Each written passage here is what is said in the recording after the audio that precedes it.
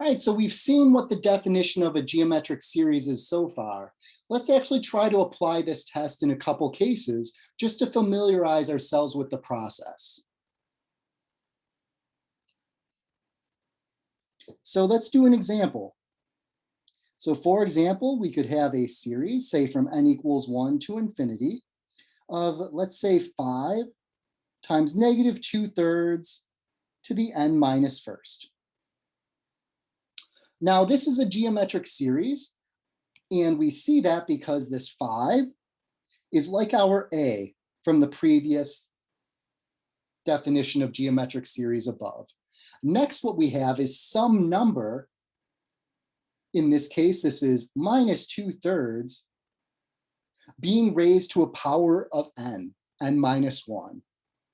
And the whole geometric series says, hey, if we have a series that fits this format, we can apply this test. Namely, we can see what that R value is in absolute values to determine if the series converges or diverges. So this is a geometric series because, again, it fits that form above. And then because in this case, we have the absolute value of R is equal to the absolute value of minus 2/3, which in this case, of course, minus 2/3 is equal to 2/3, and that is less than 1. So because the absolute value of R here is less than 1, the series converges. Or more specifically, the geometric series converges. So as long as we have a series that fits this format, we can tell whether or not it converges or diverges rather nicely. Let's do another example.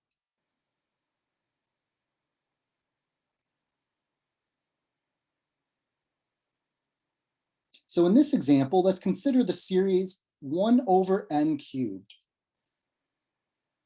And remember, what our goal is can we write this as a geometric series?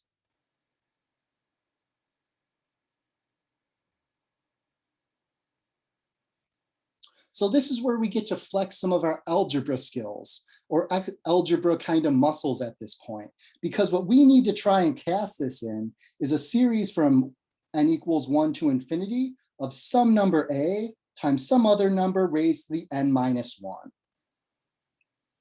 Well, let's see what we can do. Well, this series we already have the n equals 1 to infinity aspects. If anything, we could call the number 1 our a, just because multiplying anything by 1 still gives us the same thing. And then if we wanted to, we could try to simplify this other aspect, 1 over n raised to the power of 3. However, there's an important distinction here. This is a 3 as that power. In our geometric series, we need that power to be a power of n. So it turns out this series, no matter how we try to rewrite this using algebra, this is not a geometric series.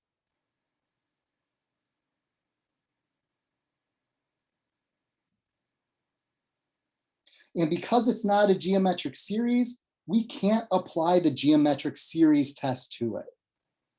So we're going to get to develop other series tests to help us out and figure out what happens for this type of series.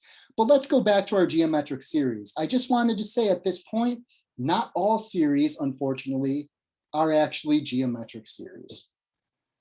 So let's do another example where we can actually find a geometric series maybe in hiding.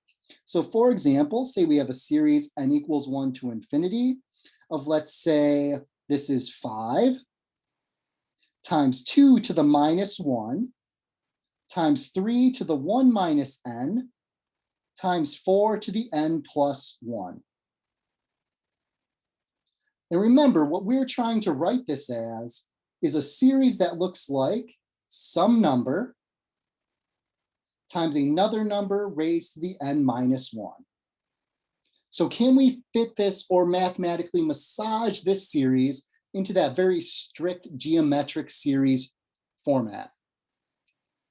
So the first thing we get to do here is really ask ourselves, well, let's use some algebra and see if we can get this into this exact form, where what we care about is, some R value being raised to the n minus first power and so on.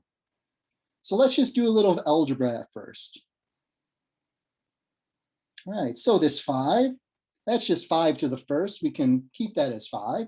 This 2 to the minus n power, well, we could use algebra to rewrite that as a 1 over 2 to the n. This 3 to the first times minus n power, we could write this as, well, that's 3 to the first times 3 to the minus n by the power of algebra and power of algebra, or algebraic powers. And this last term we can multiply. This is 4 to the n times 4 to the first. Again, using some of those algebraic properties of powers. All right, the next thing we can do is start thinking about what constants do we have, as in what things aren't being raised to the power of n and so on. We have this 5, we have this 3 to the first, and we also have this 4 to the first. So we can multiply all of these things together. So if we multiply 5 times 3 times 4, what is that? I guess that's 60. And then let's see what else we have now. So we have this 1 over 2 to the n.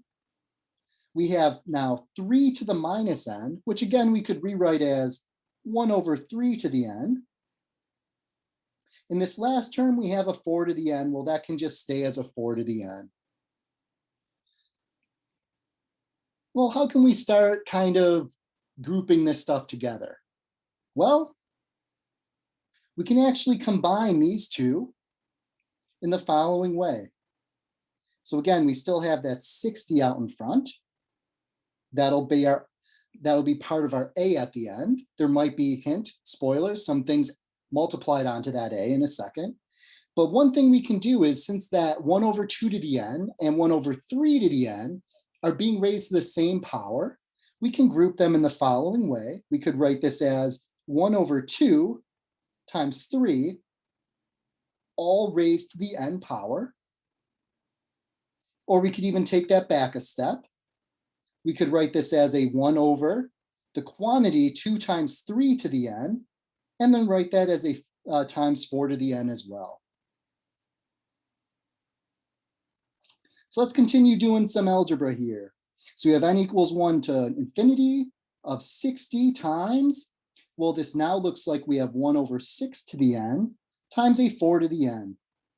And well, since that 4 to the n, or that 4 and that 6 are being raised to the same power, we can actually combine those. So let's do this a little more clearly. Since we're multiplying that 4 to the n on there, we could write this as 4 to the n over 6 to the n.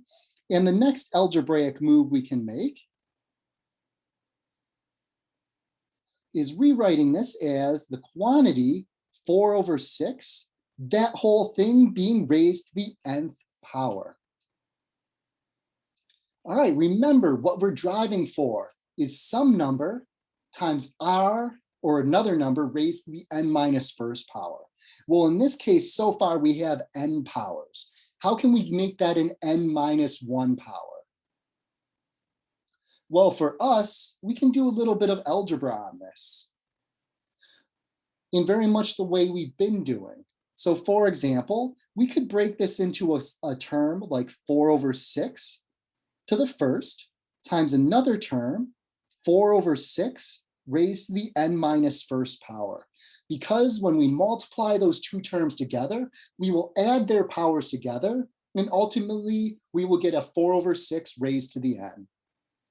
But what this means, though, is since we have now just a 4 over 6 without any n's attached to it, we could combine this into that other coefficient sitting out in front, namely that 60. So if we rewrite what we now have 60 times, well, 4 over 6. And this whole term could be our a term now. And next we have 4 over 6 being raised to the n minus first power. So we now know who our A is, and we now know who our R is for this geometric series. Because recall, for geometric series, we want a series that's n equals 1 to infinity of A times R to the n minus 1. And based on the value of R in absolute values, that would tell us whether or not this series converges or diverges. So again, just to be specific, this, I guess, 60 times 4 over 6, I guess this turns out to be equal to 40. But our R value in this case is equal to 4 over 6. So because in this case, if we look at the absolute value of R, in this case, again, R is equal to 4 over 6. So the absolute value of, well, 4 over 6, that's just equal to 4 over 6. And because that's less than 1, we know this geometric series converges.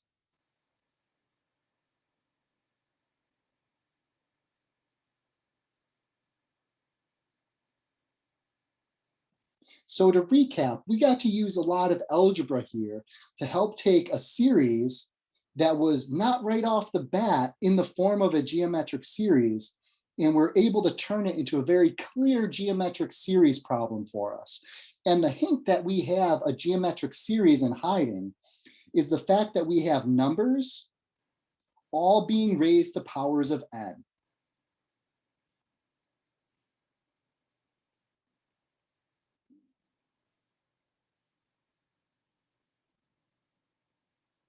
So because all the terms in that series function are numbers being raised to powers of n, we can algebraically massage that into a geometric series.